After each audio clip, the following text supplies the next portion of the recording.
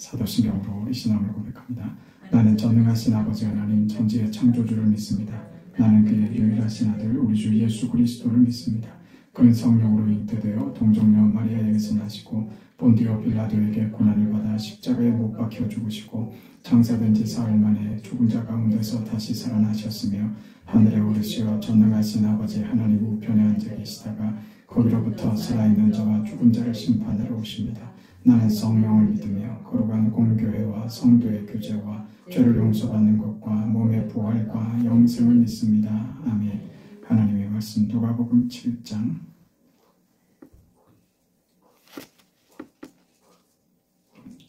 24절부터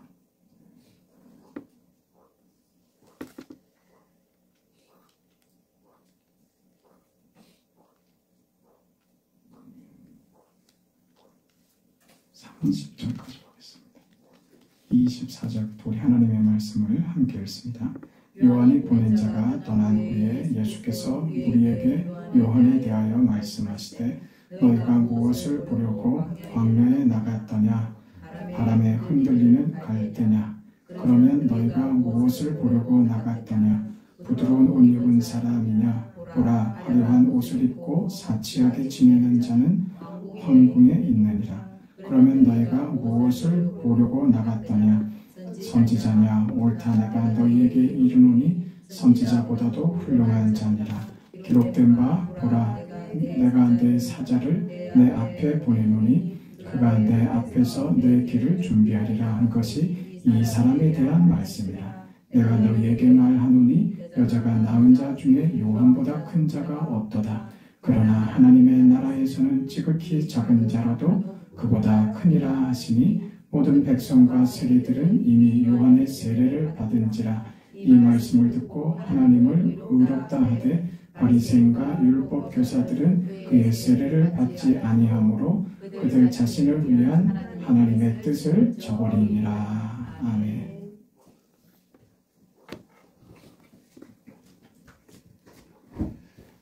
예수께서 이 땅에 오셔서 하나님의 나라를 선포하시고 그 하나님의 나라, 그 하나님의 통치는 힘에 있는 것이 아니라 섬기는 데 있다.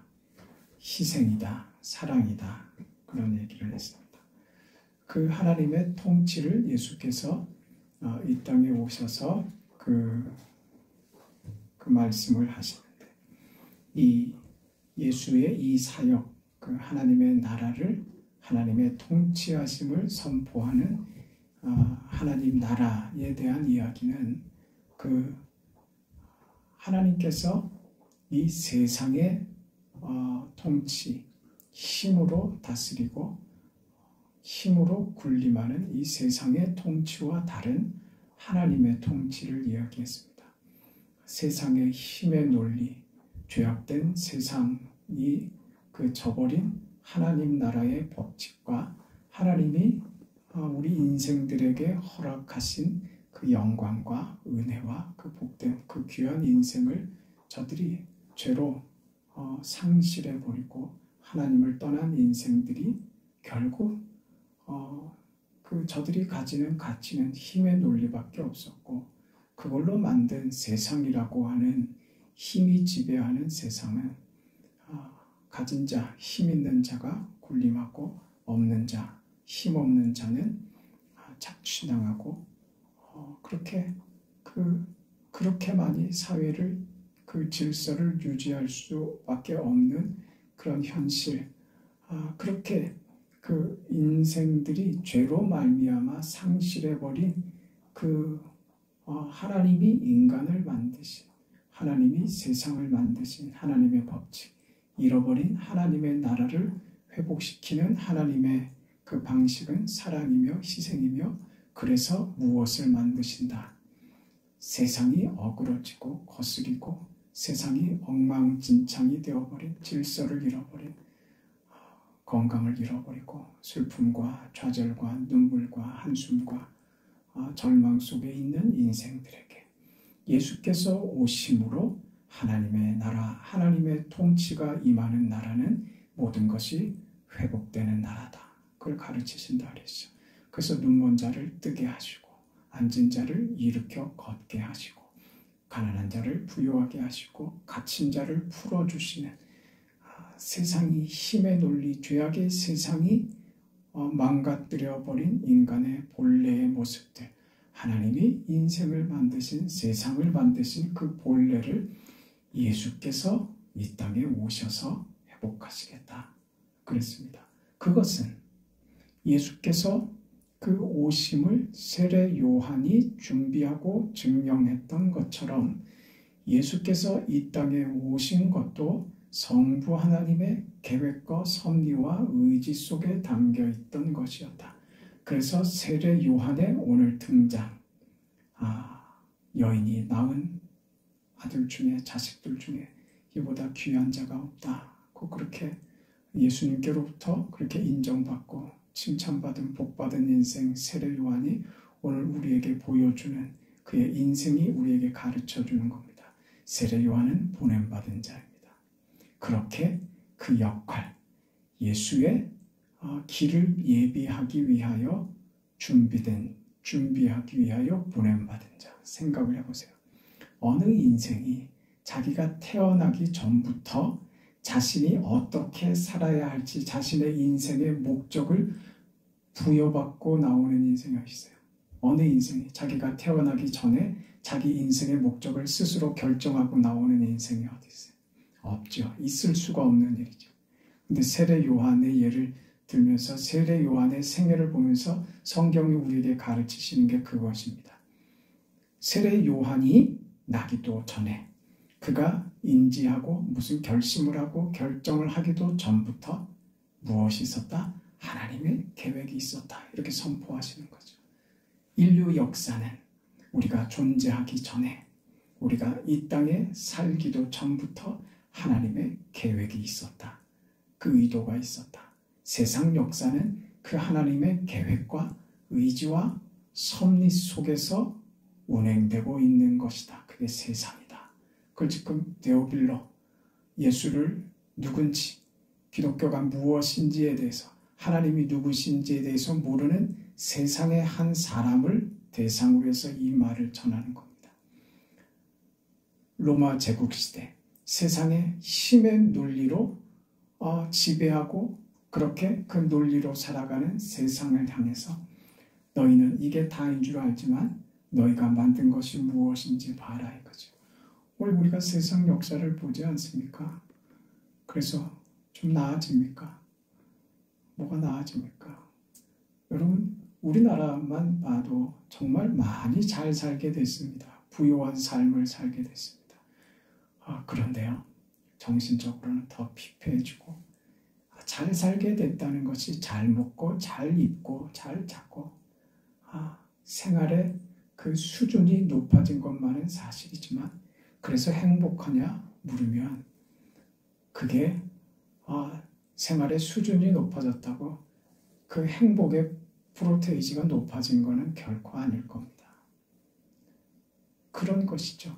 세상이 우리를 낫게 해주더냐, 세상이 나를 더 좋게 해주더냐, 우리는 세상은 그것밖에 기대할 게 없으니 세상의 논리와 세상의 방식대로 세상의 것을 취해서 내가 얻고자 하는 것을 얻으려고 들죠.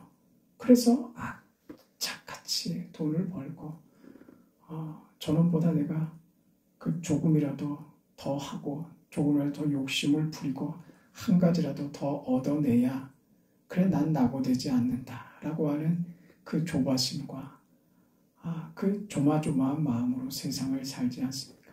그래서 뭘 얻느냐 이거죠. 그게 세상의 논리입니다. 여기에 우리는 그렇지 않다고.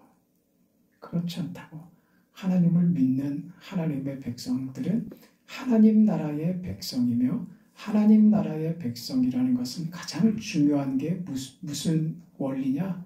하나님 나라의 가장 중요한 원칙은 하나님의 통치입니다. 하나님이 내 인생을 다스리신다. 내 인생의 주인이시며 내 삶을 복되게 하시고 귀하게 하시는 하나님이 내 인생의 주인이시다. 내 인생의 계획을 가지고 계신다. 내 인생에 하나님의 의지가 있으시다. 내 인생을 위한 하나님의 섭리와 하나님의 개입하심이 있으시다. 이게 하나님의 통치입니다. 그걸 믿고 살아가는 자, 그 나라를 예수께서 만드시는 거죠. 그걸 지금 세례 요한이 미리 와서 예수님의 길을 예비한 것을 누가? 성경이 미리 예언하신 대로. 그 누구의 계획? 하나님의 계획과 의지와 그 섭리 속에 세례 요한의 삶이 있었다. 그 인생이 어떤 인생이라고요? 여인이 낳은 인생 중에 가장 복된 인생이 바로 그 인생이다, 이 말입니다. 오늘 우리 인생이 하나님의 계획 아래 있다. 그것을 아는 자가 복된 겁니다. 하나님의 의지가 내 삶을 주장하신다. 의지의 그 손길이 나를 놓지 않으신다. 이것을 아는 자가 복된 겁니다. 그 하나님의 뜻을, 하나님은 그 의지를 가지고 내 삶 속에 지금도 개입하셔서 그 선하신 뜻을 이루고야 마시는 하나님이 나의 아버지시다. 이것을 아는 자가 복받은 자다, 그 말이죠. 그러니 우리는 우리 인생 살면서 이 분명한 인식이요. 예수께서 왜 굳이 인간이 되어 세상에 오셨는가? 그것은 하나님의 나라를 완성하고 하나님의 통치하심을 이 땅에 실현하기 위하여 오신 것이다. 더 깊이 말하자면 예수의 오심은 곧 무엇이냐? 하나님의 통치의 실현입니다. 하나님이 나를 사랑하시고 내게 계획을 갖고 내 인생의 그 뜻을 이루어 가시는 하나님이시다라는 것을 무엇으로 확인시켰다고요? 예수의 성육신으로 확인시켰다, 그 말입니다. 세상 역사의 주인은 하나님이십니다. 우연의 산물이 아니다, 그 말인 것이죠. 그럼 우리는 이런 질문을 하게 됩니다. 하나님의 나라를 이 땅에 이루시고 내가 하나님 나라의 백성이고 하나님의 통치 아래 있다면 왜 이 땅 살면서 왜 어려운 일은 왜 생깁니까? 왜 하나님, 제가 왜 어려운 일을 왜 꼭 겪어야만 합니까? 늘 우리가 행복하고 즐겁고 일이 다 잘 되는 것만은 아니잖아요. 그럴 때도 있지만 힘겹게 하루하루를 살아가야 되는 그런 때를 만나기도 한단 말이죠. 여기에 대해서 우리는 질문할 수밖에 없죠. 하나님의 나라와 하나님의 통치, 그 하나님은 좋으신 하나님인데 왜 나에게 이런 일이 벌어집니까? 고린도후서 3장에 가면 1절에 우리가 다시 자천하기를 시작하겠느냐? 우리가 어찌 어떤 사람처럼 추천서를 너희에게 붙이거나 혹은 너희에게 받거나 할 필요가 있느냐? 너희는 우리의 편지라 우리 마음에 썼고 무사람이 알고 읽는 바라. 너희는 우리로 말미암아 나타난 그리스도의 편지니 이는 먹으로 쓴 것이 아니요 오직 살아계신 하나님의 영으로 쓴 것이며 또 돌판에 쓴 것이 아니요 오직 육의 마음판에 쓴 것이라. 이래 얘기합니다.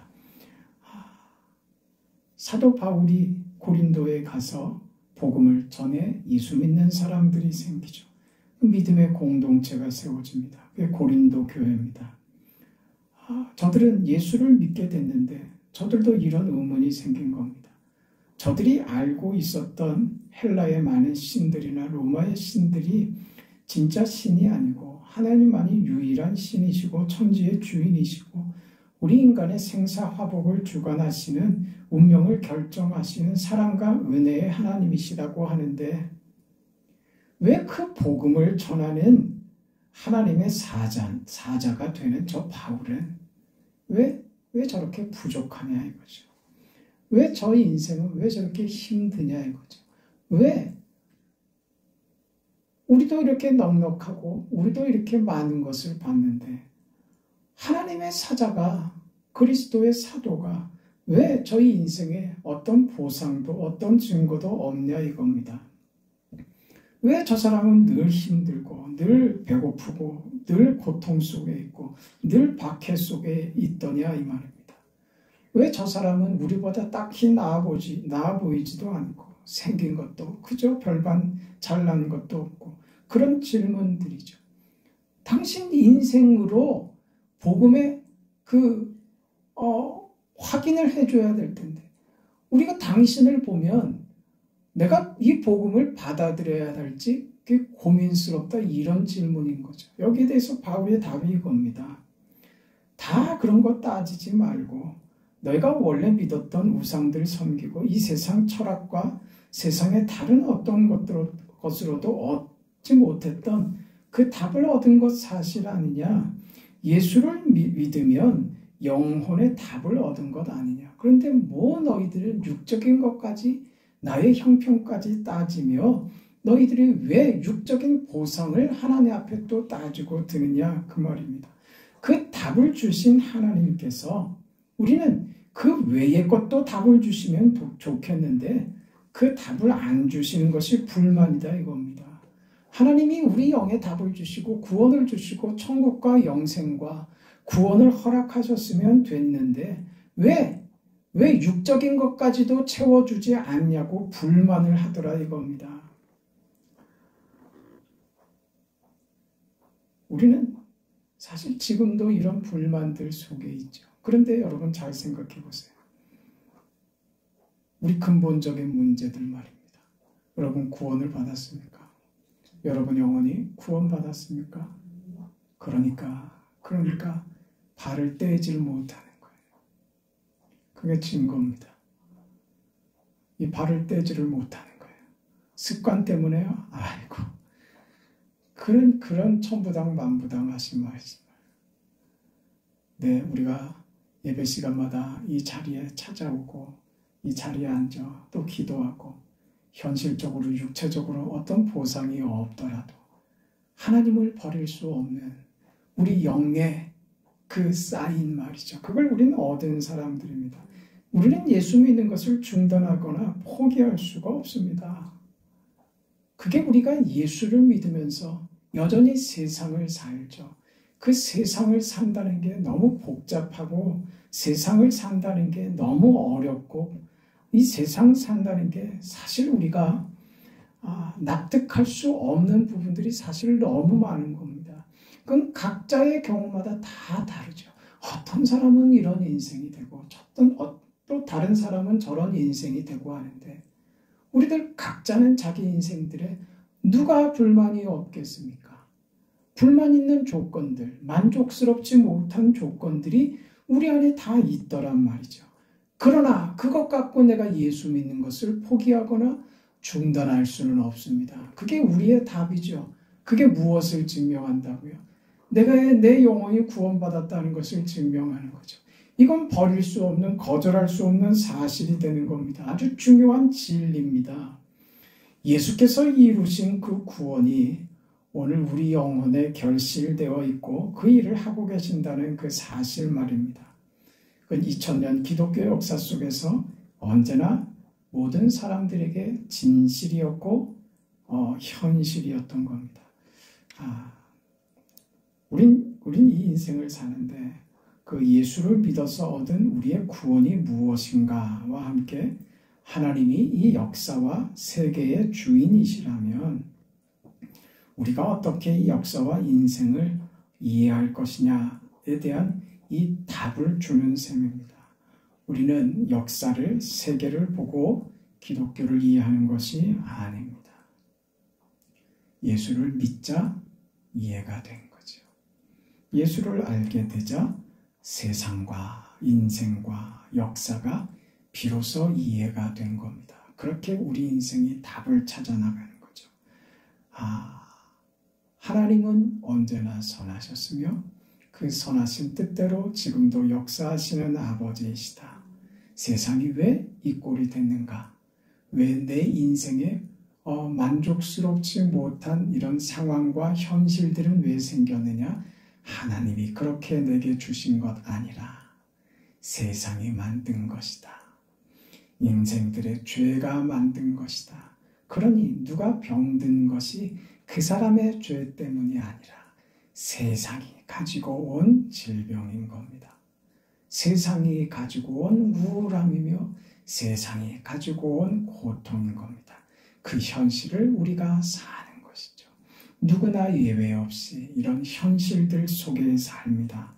그걸 믿음을 가지고 나니 그때 우리의 현실이 이제 바르게 보이는 것이죠. 내가 죄를 지어서 이 고통을 받는다. 이쪽으로 가지 않습니다. 물론 그런 상황들이 있습니다만 모든 것이 다 그런 죄를 지었으니 벌을 받는다라고 하는 논리로 가면 우리는 답답해서 견딜 수가 없습니다. 우리의 잘못과 상관없이도 우리는 그런 일들을 겪습니다. 왜요? 우리가 사는 현실이기 때문에 그렇습니다. 그것을 우리는 내 죄 때문인가? 내가 무슨 열심을 내지 않아서 그런 건가? 내가 뭘 잘못했나? 아니면 이 사실이 왜 저 사람은 괜찮은데 왜 나만 내 인생이 이런가 하면서 그것이 불만이 되고 불평이 돼서 원망과 화로 돌려지는 것이 아니라 예수를 믿게 되니 믿음이 내 이 현실과 세상과 내 인생을 바르게 바라볼 수 있는 지식을, 지혜를, 세상을 아는 눈을 내게 주시더라 그겁니다. 그래서 어떤 것도 하나님이 나를 망하게 하려고 하시는 것은 없다. 그래서 내 인생에 지금 아무리 불만족스러운 것이라 할지라도 하나님은 선하신 아버지께서는 그것으로도 나를 복되게 하시는 하나님이시다. 그게 나의 인생이다. 이걸 배우는 거죠.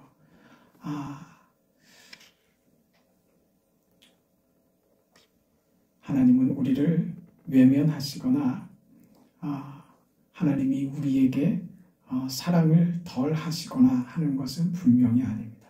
그래서 로마서 8장에 분명하게 말씀하셨죠. 우리를 이렇게 확인시키셨잖아요. 또 미리 정하신 그들을 또한 부르시고 부르신 그들을 또한 의롭다 하시고 의롭다 하신 그들을 또한 영화롭게 하셨느니라. 기가 막히죠. 이게 우리 인생입니다. 지금 세례 요한을 통해서 우리가 확인하는 바입니다. 세례 요한은 불행하게 죽었습니다. 정말 억울하고 세상적으로 봐서는 그처럼 절망스럽고 억울한 인생도 없었을 겁니다. 아무 잘못도 없이 옥에 갇히고 아무 이유도 없이 억울하게 목이 잘려 죽어갑니다. 그런데 주님께서는 그 세례 요한의 인생을요, 여인이 낳은 후손 중에 가장 귀한 자라고 그렇게 그의 인생을 축복하지 않습니까? 네, 우리 자리가 여기 있는 겁니다. 여러분, 우리 인생은 하나님께 있습니다. 뭐라고요? 미리 정하신 그들을 정하셨답니다. 그리고 하나님께서 우리를 부르십니다. 부르신 그들을 또한 의롭다 하시고 의롭다 하신 그들을, 결국 우리를 정하시고 부르신 그 하나님께서 우리를 결국 어디로 데리고 가시느냐? 영화롭게 하시느니라 그러시죠. 여러분, 여기서 우리 개혁주의 신앙을 주장하는 우리 장로교회에서는, 특별히 우리 교단 같은 경우에는 예정론을 얘기하는 거예요. 이 예정론이라는 것은 우리는 무슨 얘기든 자꾸 이렇게 부정적인 관점에서 접근하려고 하는 것이 본능처럼 습관적으로 이렇게 되어 있는데, 예정론은 그렇게 가볍거나 부정적인 접근이 아닙니다. 예정론은 무엇이냐 하면 무슨 숙명론을 얘기하는 거 아닙니다. 인간의 운명이 결정적이거나 숙명론적이다라고 하는 얘기가 아니라 그보다 더 적극적이고 더 큰 거예요. 무슨 얘기냐 하면, 여러분, 우리가 뭘 하나를 할 때도 말이에요, 제일 처음에 뭐 합니까? 계획을 하죠. 아무 생각 없이 일을 벌리는 사람이 어디 있어요? 네? 우리 조그만 거 뭐 하나 만들려도 그걸 계획을 합니다. 충분히 심사숙고를 하고 도면도 그려보고 준비한 재료들은 뭔가 그것도 다 확인을 하고 그렇게 해서 그림을 그리고 그 계획대로 하나하나 세밀하게 계획한 대로 일을 진행합니다. 우리도 그렇습니다. 그에게 하나님이 세상을 창조하시고 세상의 결과를 하나님의 뜻을 가지고 이루어 가신다, 이 얘기하는 거예요. 하나님이 그 세상 속에 주도적으로 참여하신다. 그게 예정론입니다. 하나님이 의지를 가지고 계획하신 바를 신실하게 이루고야 마신다. 그 하나님을 믿는 겁니다. 하나님이 아무 생각 없이 계획 없이 내가 믿는다 하면 그래 너 그럼 천국이고 믿지 않는다 하면 넌 그러면 지옥이고 그러면 우리 불안해서 어떻게 살겠어요? 아침에는 천국에 있는 것 같다가 저녁에 잠잘 때쯤 되면 내가 지옥불에 떨어질 것 같고 근데 죄송합니다만 저 참 가깝게 지냈던 제 후배 목사님이 계셨는데 저보다 나이는 많습니다.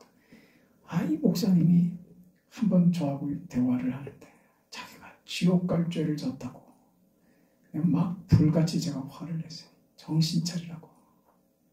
무슨 얘기를 하는지도 모르고 말을 막 그렇게 하냐고. 지옥 갈 죄라니. 목사님은 죄 지면 지옥 갈 수 있는 사람입니까?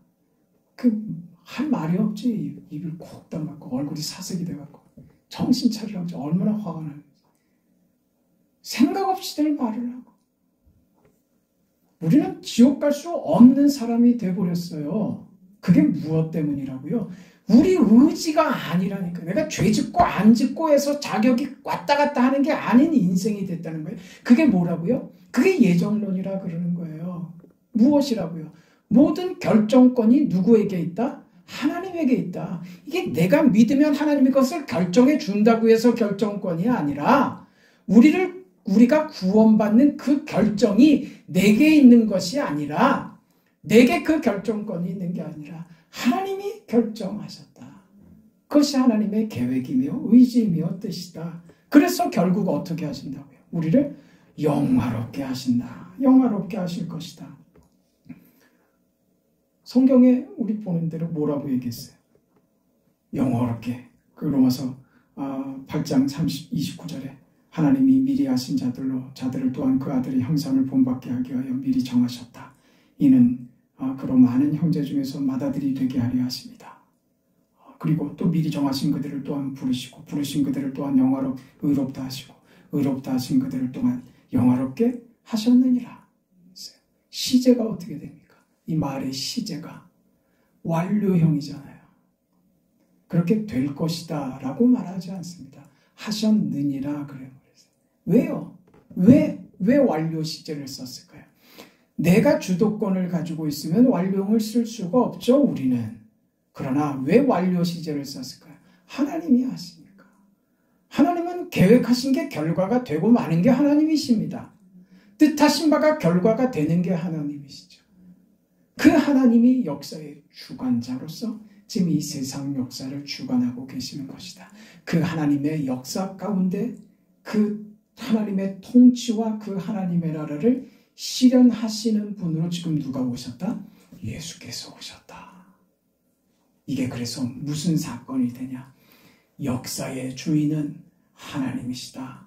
역사는 힘의 논리로 움직이는 것이 아니라 하나님의 계획 아래에 있다. 하나님의 손 아래에 세상이 있고 역사가 있다.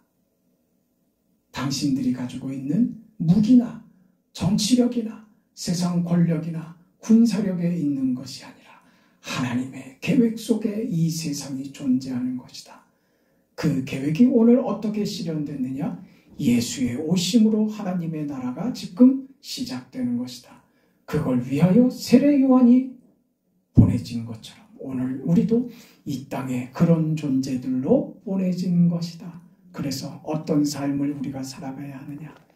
인생과 현실과 세상과 나의 오늘을 이해하는 거예요. 어떻게 무엇으로? 세례 요한을 보면서 오늘 우리의 현실을 이해하는 겁니다. 세상에서 억울한 일이 그의 인생에 그의 운명에 비극으로 설명되지 않습니다. 그는 누구보다도 성공했으며 누구보다도 영화로웠으며 누구보다도 복된 인생이었습니다. 누가? 하나님이 그의 인생을 영화롭게 하신 겁니다. 오늘 우리의 현실의 자리가 세례 요한을 보면서 오늘 우리의 자리를 이해하세요. 또 예수의 성육신과 예수께서 하나님이 보내신 메시아로서의 그 사역을 위해서 이 땅에서 희생하며 섬기며 낮아지며 죽어지는 자리까지 간 것이 오늘 우리가 하나님의 나라와 하나님의 통치 속에 있는 우리 인생의 현실이다 하는 것을 이해하시란 말입니다. 가난하게 살아라 그 말이 아니라니까요. 중요한 맥락을 놓치면 안 된다고요. 어디에 있다고요? 내 인생은 하나님의 계획 속에 그 통치 아래에 내 인생이 있다. 그래서 내 인생이 영화로운 것이다. 부끄러울 것이 없고, 아니 찬란하고 반갑고 기쁘고 여유있고 넉넉하고 세상의 모든 것을 소유한 자로서의 그 넉넉함과 그 여유, 하나님이 내게 어느 것 하나 남기지 아니하시는 나의 아버지가 되시는 그런 삶을 살게 되는 것이죠. 그 인생을 우리가 받은 겁니다. 여러분, 세상 역사 속에서 누구보다도 귀한 인생, 누구보다도 복받은 인생, 여러분의 인생입니다. 귀하게 복되게 웃으며 넉넉하게 자신있게 살아가시죠. 하나님이 여러분 인생을 통해서 이루실 그 선하신 뜻을 날마다 발견하시고 기뻐하시고 즐거워하시고 하나님을 향하여 하나님 감사합니다. 모든 것이 감사합니다. 모든 것이 다 주님의 은혜입니다. 그 고백이 여러분의 고백이 되시길 바랍니다. 하나님 고맙고 감사합니다. 이 땅을 살아가게 하심이 감사합니다. 예수 믿고 살아가게 하심을 감사합니다. 거룩한 주의 나라 백성 되게 하심을 감사합니다. 하나님께서 세우신 우리 묘산중앙교회의 성도 되게 하심을 감사합니다. 이 거룩한 공동체의 일원으로 살아가게 하심을 감사합니다. 우리 모두가 다 이 믿음으로 서로에게 힘을 주고 용기를 주고 격려가 되며 서로에게 큰 위로가 되는 사랑하는 성도들 모두가 되게 하여 주시옵소서. 믿음으로 사는 자의 넉넉함과 위로와 힘과 그 영화로움을 모두가 삶에서 경험케 하여 주시옵소서.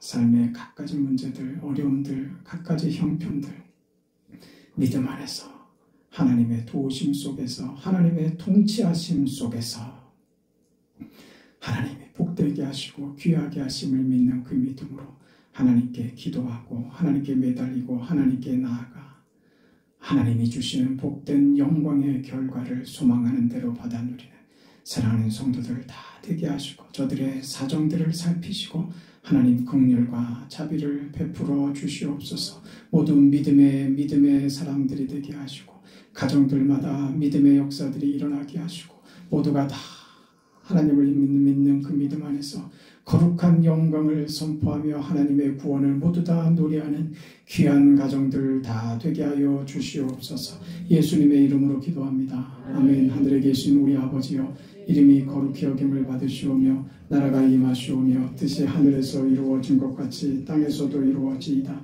오늘 우리에게 일용할 양식을 주시옵고 우리가 우리에게 죄 지은 자를 사하여 준 것 같이 우리 죄를 사하여 주시옵고 우리를 시험에 들게 하지 마시옵고 다만 악에서 구하시옵소서. 나라와 권세와 영광이 아버지께 영원히 있사옵나이다. 아멘.